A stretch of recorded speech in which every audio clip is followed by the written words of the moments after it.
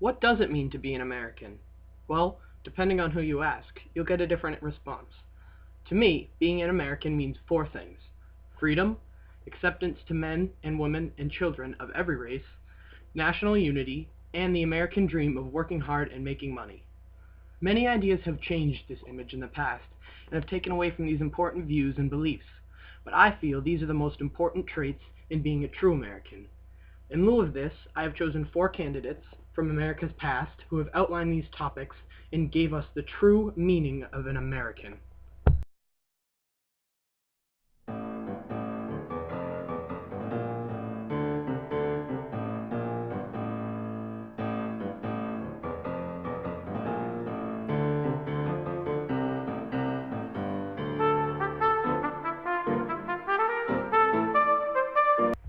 Among the numerous American leaders, Mr. George Washington was the original. As a natural-born leader and a commander-in-chief of the Continental Army, George Washington pursued the dreams of being free by pushing the British out of Boston in the American Revolution, and then facing near impossible terrain and weather conditions when crossing the Delaware River and capturing New Jersey. His acts and strategies later helped the American forces win the two most important battles in the American Revolution: Saratoga in 1777, and then finally winning complete independence in Yorktown in 1781. Through all the things he did, and with the help from the Constitutional Convention, he drafted the United States Constitution, with John Hancock, James Madison, and Alexander Hamilton. This Constitution captured the first idea of what it means to be an American: freedom. Freedom is the one thing that made us American. We separated from the herd, took chances, and didn't care who looked upon us or down at us. We were America, our own free country. In separating from the British in 1781, we made a statement. We wanted a fresh start, and we wanted to try out life being free. Our revolution later led to rebellions like the French Revolution and the Latin American Revolution. In his last inaugural address, George Washington warned us not to get involved with other outside conflicts. We needed to stay a free country and create our own life. Just like we broke away from Britain, many countries have admired our bravery. Unfortunately, we haven't followed George Washington's wishes, and we have been trying to stop other countries from starting a revolution, and we took control in order to keep the peace. But we need to get back to our roots. Freedom. That's what being an American means.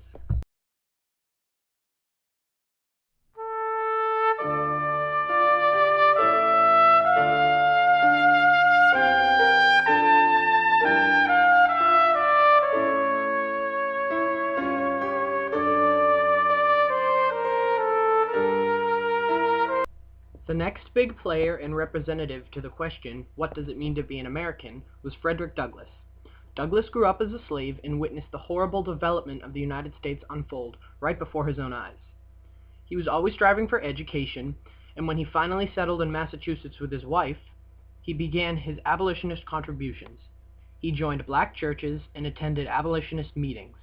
On top of this, he subscribed to William Lloyd Garrison's The Liberator. Garrison was a huge player in the abolitionist movement, and by reading The Liberator and seeing Garrison speak, Douglass became interested in speaking publicly also. He published many influential and insightful pieces of literature about slavery and his personal life experiences. His most famous work was his autobiography, The Life of Frederick Douglass, an American Slave.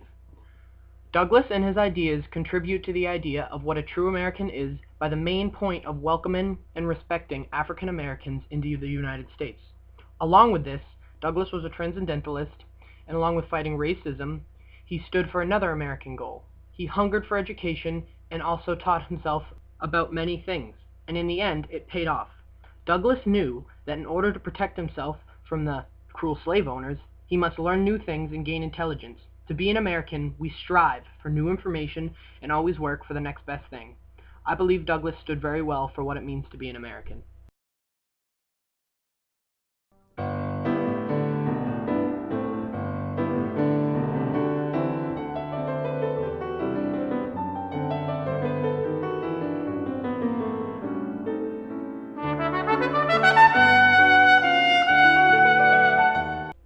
The third contributor to the United States and the idea of a true American was Honest Abe Lincoln. He supported unity between the Americans, and as a boy growing up, He never supported the idea of slavery and was known for his honesty and kindness for all. Abe Lincoln was president during a time when the real American unity was tested, the American Civil War. Many Southerners did not support Abe's idea of stopping the spread of slavery. However, at the moment in moral question, the country needed someone to stop this owning of slaves, and Abe was the perfect man for the job.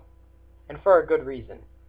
Abe led his ideas in life by the idea that all men are created equal, that black or white, we should live free. Along with this, it tore the nation apart into North and South, non-slavery and slavery. Throughout this war, Abe did the best he could not to directly go against either side's views or beliefs, which made him so remarkable as a president. He did not stick to just what he was supporting or campaigning for. He stuck out the war and tried to keep the states unified and as one whole America, just as the Founding Fathers had in mind when standing up against the British. And Abe believed this to be true. In the end, someone had to win, and fortunately, for the morals of America, the North won, and Abe could work on getting the United States united once again. Abe Lincoln was an amazing president and supported national unity, an idea that a true American definitely possesses.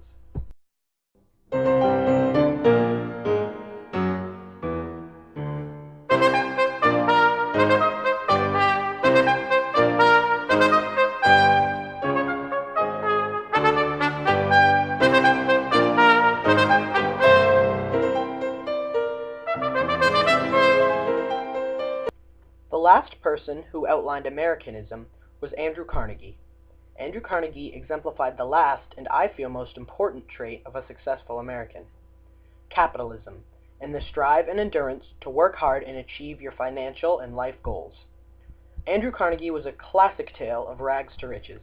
He came over as an immigrant from Europe and started his business of producing steel in a steel mill.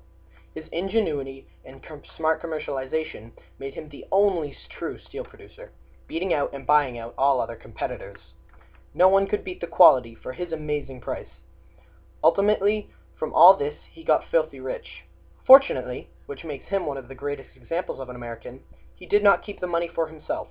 He created Carnegie Hall, donated money to schools and charities, and built many libraries, all for the American people. Andrew Carnegie kept plenty enough money for himself, while also contributing to the society. He also believed in the idea that you should spend all your money or send all your money to charity before you die so that the money would not go to waste. Andrew Carnegie was an American hero and marketing whiz in the early 1900s. His financial gain and extreme success make what Americans dream of in today's society. He started at the bottom, and by working hard and making the right choices, rose to the very financial top. Capitalism is the American dream, and Carnegie was the best example of who a true American really is. These four men wrote the outline of America and what that means to bear the name American: freedom, acceptance, unity, and the American dream of working hard and getting what you deserve. I know that I believe in these, and I am proud to be an American and a member of the greatest country on earth.